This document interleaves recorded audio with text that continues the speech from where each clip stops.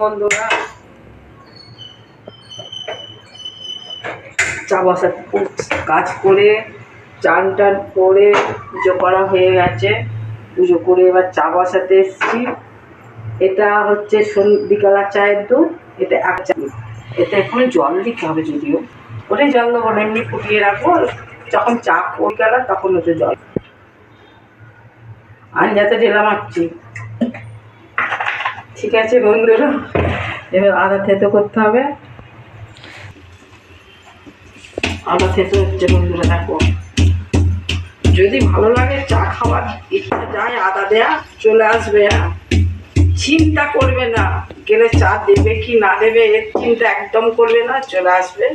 এই আদাটা দিয়ে দিল, এই কাগজটা আবার ক্যাশটায় ফেলে দিই।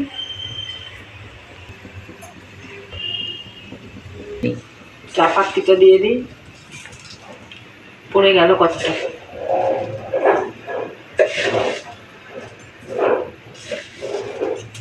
চাপাতি দিয়ে দিলাম। এটা চিনি টিপে এখন চিনি দেবো না, আমার চা তুলে নেওয়ার পরে চিনি দেবো। ঠিক আছে বন্ধুরা, রাখছি, বাই। নমস্কার বন্ধুরা, দেখো আজকে কি রান্না করছি। এখানে মটর ডাল ভিজিয়ে বেটে কাঁচা লঙ্কা পেঁয়াজ দিয়ে মেখেছি, এই ভাজা হচ্ছে। দেখো একবার ভেজে নিয়েছি, টমেটো পেঁয়াজ দিয়ে ঝাল করব। এখানে আদা রসুন আর শুকনো লঙ্কা সব বাটা হয়ে গেছে। এখানে ছোলা কড়াই ভিজর দিয়ে রেখেছি, আজের ছোলা কড়াইয়ের সবজি হবে। ঠিক আছে, দুপুরে লাঞ্চে আমাদের ভাত করি না, রুটি করি, পরে রুটি হবে। ঠিক আছে, রাখছি এখন। সবগুলো ভাজা হয়ে গেছে, দেখো এখানে পেঁয়াজ টমেটো দিয়ে দিয়েছি, তেলে ভাজা হচ্ছে। এখানে মশলা রেডি তো করা আছে, বললো মশলা রেডি করা আছে। এগুলো ঝাল করব। ঠিক আছে, ঝাল হয়ে গেলে তোমাদের দেখাবো। এখন এগুলো ভাজছি, ভালো করে ভেজে মশলা দিয়ে কষবো। ঠিক আছে,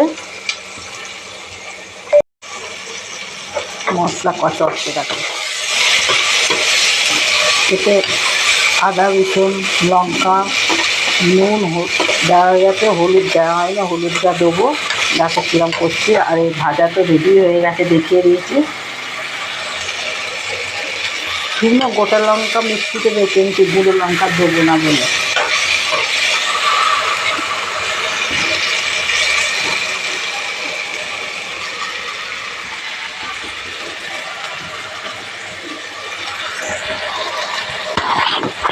হলুদটা দিয়ে দিই।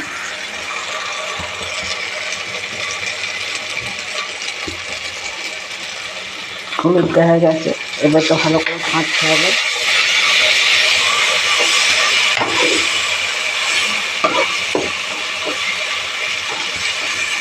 ঠিক আছে, একটু মশলাটা ভালো কষা হয়ে গেলে গুঁড়ো দিয়ে জল ঢেলে দেবো। দেখো হয়ে গেছে, এবার নামিয়ে ফেলবো। বড়ার ঝাল, মটর ডালের বড়ার ঝাল করেছি, ঝাল হয়ে গেছে, এবার নামাবো। ভালো লাগলে লাইক সাবস্ক্রাইব করে দিও। ঠিক আছে, বাই।